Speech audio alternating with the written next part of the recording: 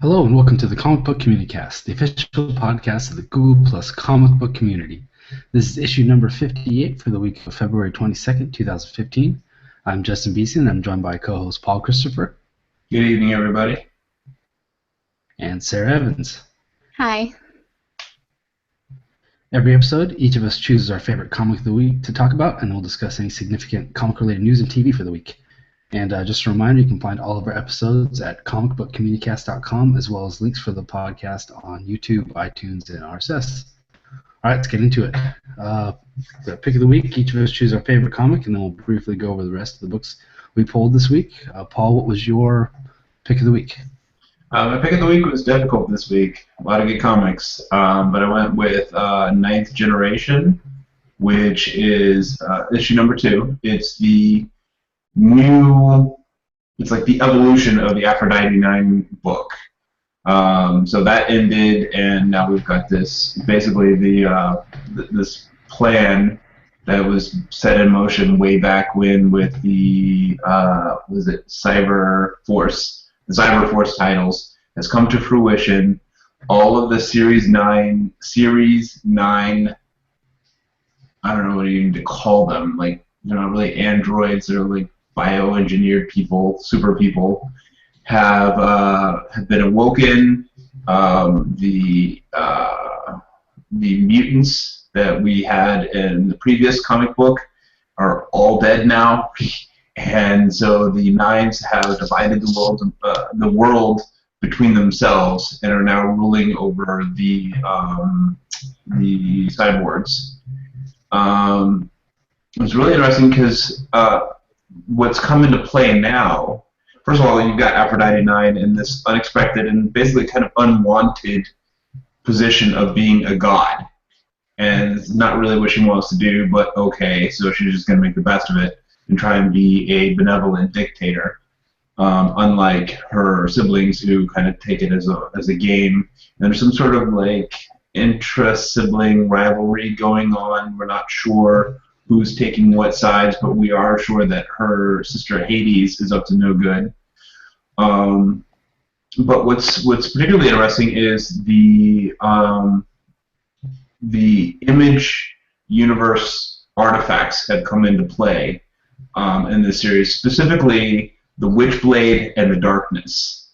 So I didn't follow either one of those titles, but it's really cool to see them being merged into this book and seeing how that plays out. Like, we're only on issue 2, so we're not that deep into it, but so far it's been really fun. I was very scared when Aphrodite 9 went away, and I reached out on Twitter, and Matt Hawkins assured me that there was a new title coming out, and here it is, and it's awesome.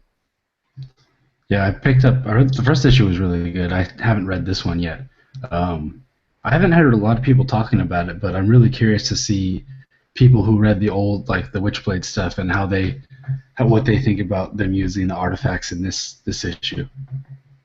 Yeah, I briefly remember that there was like they did, like Image had like a Image-wide crossover event dealing with all of these artifacts. There's like some more, so like they all the artifacts in the Image universe have been collected on the space station by the architect of this whole plan, the Aphrodite Protocol, and Aphrodite ends up with the Witchblade because she's being attacked by the Darkness, and the mystery has been like who is wielding the Darkness. And we find out who that is at the end of this issue. Cool. So that's Aphrodite, IXth Generation number 2, and it's by Matt Hawkins and then art by Cedric, however you want to say it. That super awesome guy. All right, Sarah, what was your pick this week? My pick this week was Red Sonja, number 100. I'm actually dropping Red Sonja from my pull list because I've got a lot of other stuff that I'm reading and watching and into right now, and I'm just kind of like culling the pull list of anything that I'm not completely excited about anymore. besides Gail Simone's got some other stuff out. I'm probably going to start pulling like Secret Six. But as for Red Sonja, it's still her on writing for this this anniversary issue. It was essentially your run-of-the-mill dime store anniversary issue where you've got a lot of short stories from different artists, same writer, compiled together in one.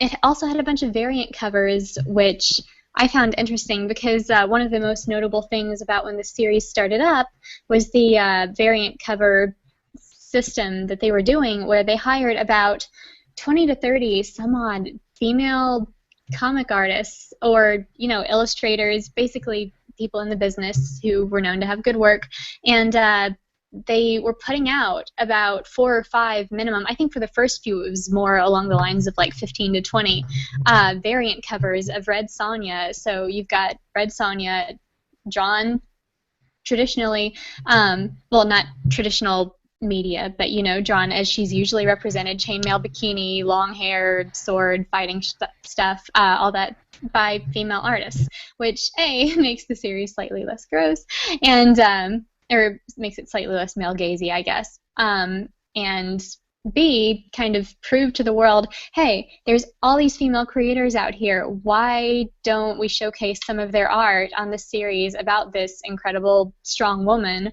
and make this a really cool thing? And it was. And I have so many loose issues of Red Sonja because I was like, yes, I'm supporting this. And I would buy like the 2 or 3 variant covers that I was most excited about every month.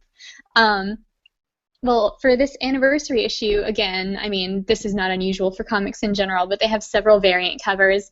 Can't help but notice that they're all by guys, and so that's fun. Of course, this was a couple of years ago when the series started up, restarted up.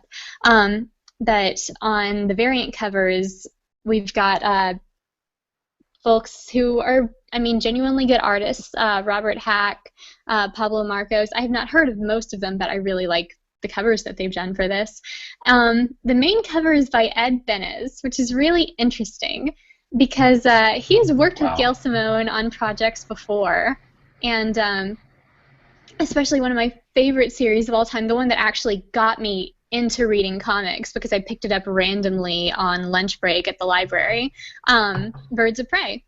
And it was an amazing series, this super team full of some of the biggest badass ladies in the DC universe. It was what got me like hardcore into DC at the time too.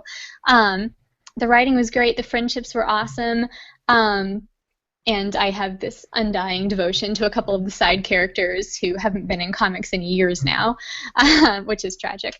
But one of the things that ruined the series for a lot of people was that in the middle of all this butt-kicking and female camaraderie and, I don't know, just, yeah, the huge female power dynamic that the series represented, every single panel you had like Black Canary arched with her butt out and like these 2 balloons for, I don't know, a posterior shoved into the tight black spandex.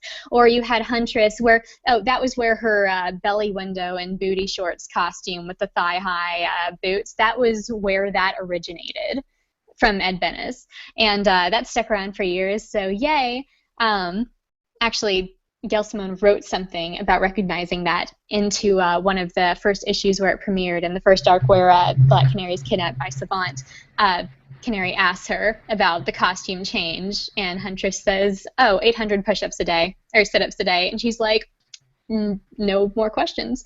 So I guess they felt the need to legitimize that, but Ed Benes, everybody, and that's who they decided to put on the main cover. I'm going to get off my soapbox now and actually talk about the issue.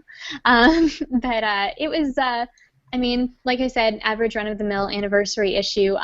It basically, the stories involve her fighting one completely forgettable villain of the week or another. For instance, a witch in whose territory she happens to camp out overnight and dreams that she's being attacked by this witch and by spiders. And she defeats the witch through a great force of will. And when she wakes up, she realizes it was a dream. Oh, but her hands are covered in cobwebs. So, and the next one, she fights actually, it's kind of an interesting idea for a villain, but as it was not a very sentient being, obviously it couldn't go anywhere with the issue. They took the whole, or Gail Simone took the story of Rapunzel in a tower, waiting for her prince, and like letting down her hair and luring him up, and Sonja was, noticing that this was a little strange, the way that it was taking place, so she decides to grab onto the hair and climb up as well. And I'm like, oh, okay, so the girl up there's going to be a witch, or she's going to be luring men to their deaths. Okay, I get it. The tower was a giant sentient creature that had like manifested an organic, like lady-looking appendage, which it was using to lure men to their deaths. But the tower creature was eating them, and I thought that was incredibly entertaining. Except that once again, the short story only lasted for about 10 to 15 pages or so. Well, for an anniversary issue, that's not like a big deal. Actually, it was more around 10 or lower, I think. And she defeated the monster through a great force of will, which has kind of become the standard thing for Red Sonja. So probably another reason I'll be dropping this series. I haven't done anything new and creative in a while, but I don't know, not so entertaining with this anniversary issue. All right, so that was Red Sonja number 100 from Dynamite. So my pick was 8 number 1. This is a new, I don't know if it's ongoing or not, but it's a new series from Raphael Albuquerque and Mike Johnson. They're co-writers, and then Raphael Albuquerque is drawing it. He's the artist on American Vampire. So it's a new ongoing being put out by Dark Horse Comics. It's a kind of big sci-fi time-traveling adventure story. And if it wasn't for the creators, I probably wouldn't have picked it up, but I'm definitely glad I did. Basically, it revolves around a guy going just back in time to prevent something from happening. He's trying to kill somebody, but so it doesn't sound too significant or anything, but the way the comic is put together is what makes it interesting. For one, the art, it's Raphael Albuquerque. If you read American Vampire, you know what it looks like. It's very kinetic. Its facial expressions are really good. But what they did is the actual coloring on the book, it's more like colorized. So everything's a lot of blue tints, and then they'll highlight blood and stuff. But what they do is on the backgrounds kind of tell you where you are in time. So like there's a tint for the future, there's a tint for the past, there's a tint for present, and then there's this, where most of the issue takes place, a tint for this thing called the meld, which is like a place out of time. So basically the main character, I think he's a cosmonaut or something, but he gets sent back in time but then ends up in the meld, and the meld is like a wastelands type place. And he gets kind of picked up by a bunch of marauders riding dinosaurs. And, they take him back. He fights with them, and he gets back to their camp. And then kind of introduced to this little world. And it's like a roaming band of people. And there's, they talk about how there's this big bad called the Spear. You got to avoid him. And so it's basically just establishing this world. But really interesting, and I'm definitely looking forward to seeing where it's going. But yeah, that's about it. Paul, did you pick up any other books this week? Yeah, I picked up Batman and Robin issue number 39, which originally I was not liking this whole superpowered Robin thing, but I kind of like where they're going with it.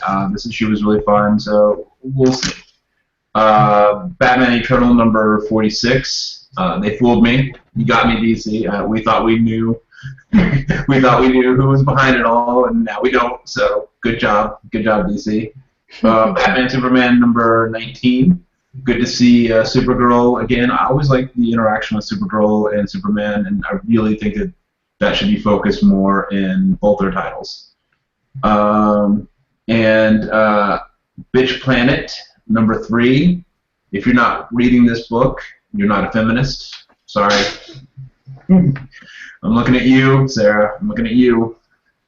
No, but it's a really, really good title. I'm really enjoying it, but this issue kind of opened up the world a little bit, and I'm a little concerned that, like, basically it seems like, and again, we're only 3 issues into it, so I don't know for sure, but it seems like basically, like, the general law is that women have to like be respectful to all men, and so it's kind of making this idea out of like, you know, men are just all inherently evil or something like that. So basically, if you're a woman and you offend a guy in any way, shape, or form, you can be like arrested. So like they're all living in fear of this, and I really hope that's not quite the way it is, because like, you know, as a guy, I don't want to be reading this book and just thinking like, well, I'm the bad guy, I'm the bad guy, I'm the bad guy. So yeah, anyway, as a girl, this isn't what I want to be reading either. This is a magnification of real life. It's like you get this on the microcosm every day. Why would you magnify it and write a story about it? I don't know, but like you should definitely check out the comic. It's really good. And like I said, we're only 3 issues in, so I'm gonna wait. I'm gonna see. And I got Lazarus number 15. Lazarus is always awesome. Never disappoints. Never a bad book. And last but not least, Red Hood and the Outlaws, issue number 39. And that's it.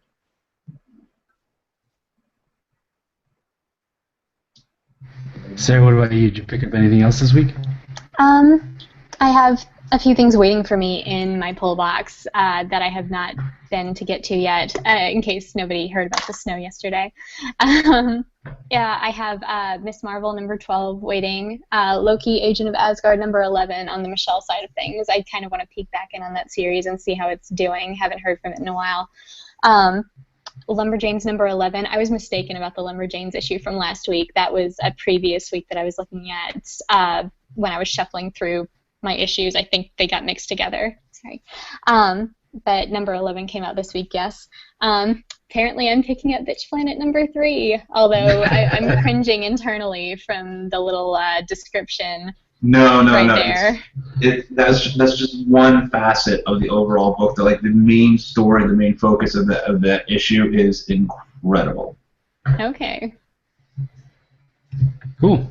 So I picked up the first part of mine sounds a lot like Paul's: Batman and Robin, Batman Eternal, Batman and Superman, Bitch Planet, and then I also got Injustice Year 3 number 10, Legendary Star-Lord number 9, which is they're doing the Black Vortex crossover across Guardians of the Galaxy and some of the X-Men books. The first couple chapters have been pretty good.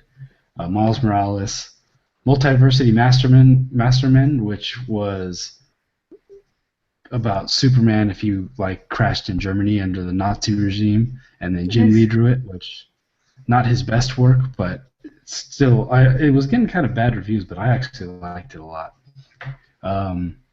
Sensation Comics featuring Wonder Woman number 7. This is the one by Alex DeCampi, and it's super Wonder Woman up in a space station trying to save it, and there's a panel that's been going around on Tumblr where Wonder Woman talks about like her costumes and stuff that got kind of blown up, and that's what that's in this issue. So if you saw that online, I'd definitely recommend checking it out. She-Hulk number 10. Really sad that this is the last issue. I hope that Charles Soule gets to exercise his lawyer muscles on another comic soon, and hopefully lighthearted like this one. And then Uncanny X-Men number 31. This is the conclusion of the Charles Xavier Will story arc. The story arc itself was like, I was actually thinking about dropping the book, but I think Bendis really stuck the landing on this one. And I mean, there's only a few more issues, so I'll definitely be sticking with it until he's off the books in May or June or whatever that is. So that's it for our books. You can join in the discussion in the community at the CBC Pullbox hashtag or post. So join in and tell us about the books that you read. So let's get into this week's issues. It was kind of a light news week, actually, but there were a couple fun things to talk about. So Paul, what was your issue for the week? No, so my issue this week is we finally get to see an official picture of Jason Momoa as Aquaman, and I gotta tell you, I was very impressed. I like the look. I think he looks badass. I'm not sure about this movie. I mean, first of all, why are they calling it Batman versus Superman when we've got like everybody in it? You know, it's just at this point they should just call it Justice League and call it a day. You know, I'll wait. Which one, Justice League or a day? Yeah. I feel like they came up with the title before they came up with most of the plot, and then they couldn't like go back on it. Yeah, all this just fits into the whole Dawn of Justice part. So maybe they're just gonna have very brief cameos or whatever, but they look. Jason Momoa looks really badass. Yeah, he really does. I just hope that they, because it's Zack Snyder helming it, and I just hope they don't, because they're keeping his brown like kind of ethnic look on it, and I hope that they don't turn that into some sort of the others attacking. Yeah. I could see Zack Snyder Then that'd be doing. good. I do hope they go less water Superman and more Namor on his eventual costume. I'm really excited for those pictures when they start coming out. Yeah, Jason Momoa definitely looks like a complete badass in that picture. And the first time where I haven't because all the other costumes I think, wow, I wish there was a little bit more color. This is the first time, or a little brighter. Superman's costume, Wonder Woman's costume. This is the first one I was like, no, that works. Like that completely for me. He's doing like subdued, kind of almost sepia tones with all of them. Yeah, and I don't think an orange shirt will work in the movies. It's effective, but I was just really hoping that they were going to go full speedo. So dreams crashed. I guess there's still a chance. All right, Sarah, what was your issue for the week? Sorry, I think it's a small lag.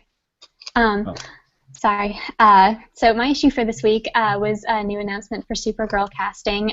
It's actually a Nashville actress, and I got a different story on this from actually a more generic news network whose articles I was surfing on it. I mean, just randomly Googling Supergirl casting announcement.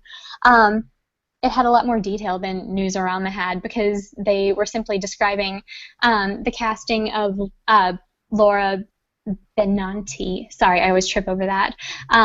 Who is also in Nashville, which has been pretty successful. I can see why they would want to announce that they have an actress like her currently on board. As Alora Zor-El, Kara's mom. And this is really interesting to me, actually, the direction they're taking with this mythos. When I talked to Justin about doing this earlier in the week, the information that I had from an article was simply that they were casting her as a Kryptonian noblewoman, and they said nothing about it being her mother. And that seemed very curious to me, and I remember saying to Justin, I really think that, we should talk about what this means, that, it's not her parents that sent her off planet, so her origin story is kind of changing. They just completely decided that it wasn't important to put out the fact that it was going to be her mother. So, I mean, it's also kind of cool to me that with the introduction of Alora, I mean, a couple sites that I've read have given information that says she's supposed to be the sort of character who's like a wise sort of mentor figure who communicates with her across space and time somehow and helps her to figure out the right thing. So, Obi-Wan, possibly already ghostly, or given Krypton. But I think it's very cool that they're having it be her mother that is chiefly in charge of Kara's escape and kind of guiding how her destiny as Supergirl is going to play out, as opposed to her father, the way that it kind of traditionally was in the comics when they allude to it. Because I'm pretty sure the way, correct me if I'm wrong, or if it's been retconned 10 billion times, or if the reboot has just changed things recently, if y'all know something here that I don't, but I believe the last I heard about it, her father and Kal-El, what am I talking about? Superman's father, whose name I forget. Sorry, Paul. I'm not up on this corner of the DC universe as much as I should be. They were brothers, which is how they're cousins. Yes. Okay. So, and I know that in the clips of the origin stories that I've seen, it was always that their fathers were both scientists who were obviously working with the same kind of technology to be able to manufacture these spaceships to send their kids off-world. And I don't know, it just seemed really interesting that they're switching it to her mother. I think it kind of hints at the kind of demographic that they're going for, that they're trying to make this a more female charged show and they're trying to get female viewers. So they're introducing this mother-daughter relationship. And I don't know, I think it'll just be kind of cool. Hopefully this works out in a more effective and less annoying capacity than other mentor characters like Katrina from Ichabod, who just shows up to be cryptic and has zero chemistry and disappears and changes nothing every episode. Or from Sleepy Hollow, that is. Sorry. So yeah, have you guys heard anything else on this? No, I haven't been paying close attention to it, but Paul is the resident Supergirl expert. Have you looked in to see like what origin they're using or how this aligns with the new comics or the old comics? No, I haven't seen anything further than what you guys have seen. I'm sure, like, as things get rolling along, we'll get a better and better idea. Cool, because didn't they change her origin pretty radically with the New 52?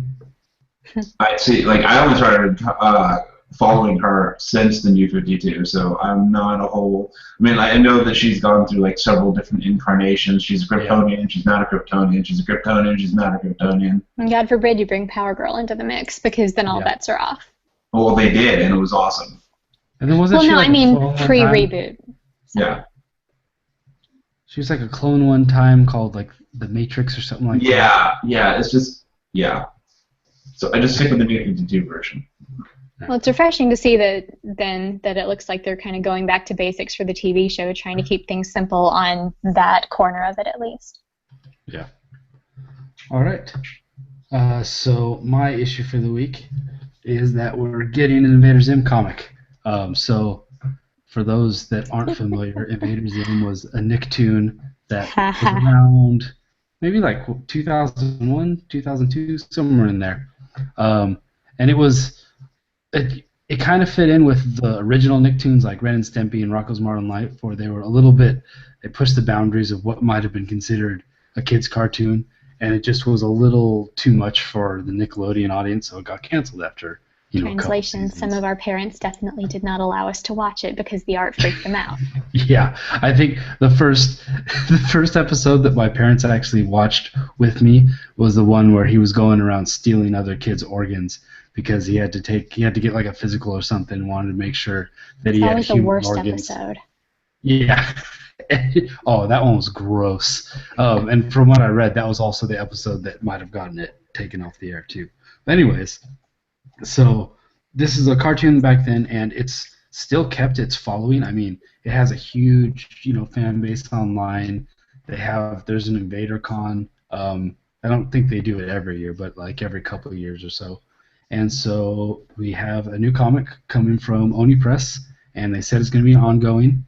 And Jonan Vasquez, the original creator, he's involved along with the other people from the show. They haven't announced an actual creative team yet, or actually much in the way of details.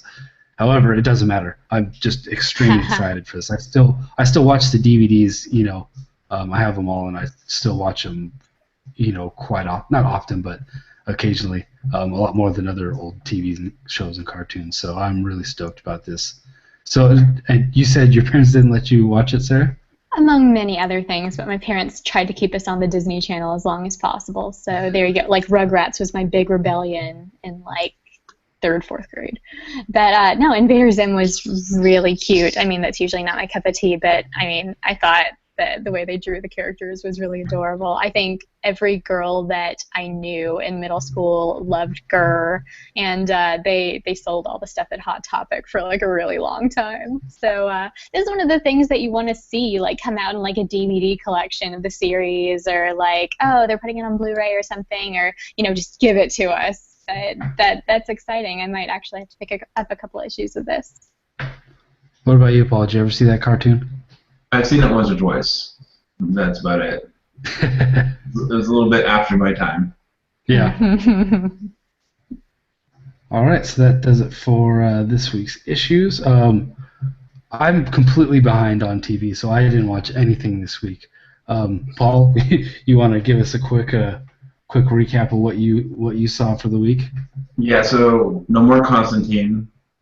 Although the news is so-so on that. The last thing I heard was NBC wants to see their pitch for season 2 in May, so it's not a no yet.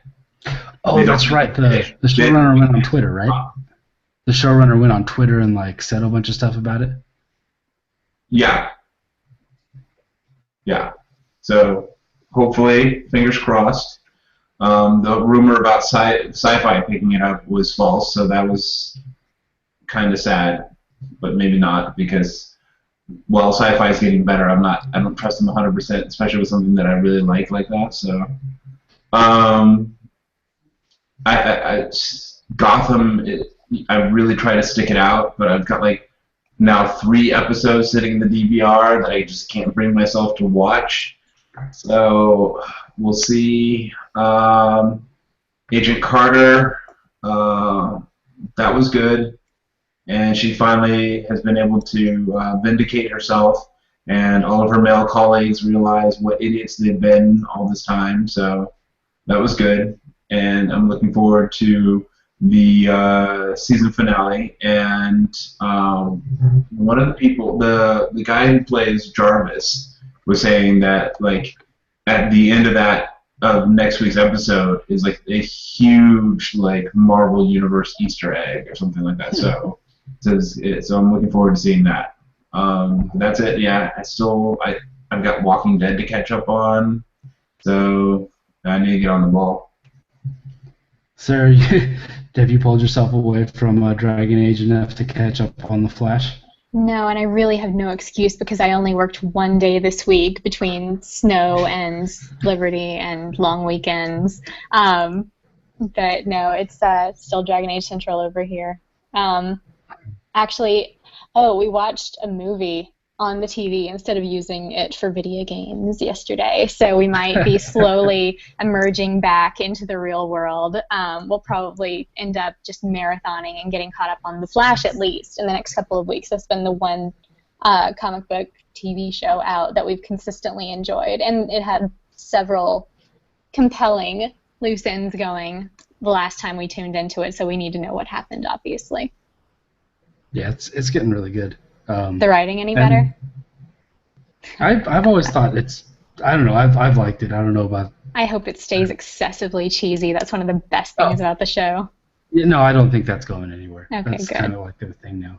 And Gotham, I'm going to finish out the season and then probably watch like the next season premiere, and if that doesn't hook me, I'm out. It's bad. And now that they're bringing Joker into it, or allegedly, or whatever they're doing, I don't know. Anyways, that's it for TV. We'll all have everything caught up by next week. So this is where we do the CBC Just for Fun topic. Do you guys have a chance to take a look at it yet? So this is the daily post in the community by Joseph Sokolowski, and then tonight I wanted to do. He did one on 3 issues, but what's just a recent comic book issue, so like in the last 6 months, year, that absolutely blew you away. And I think this is actually a good chance because, Paul was gone for a while, and we might have missed some. So anything from the last 6 months that just you instantly think of, that was an amazing comic book.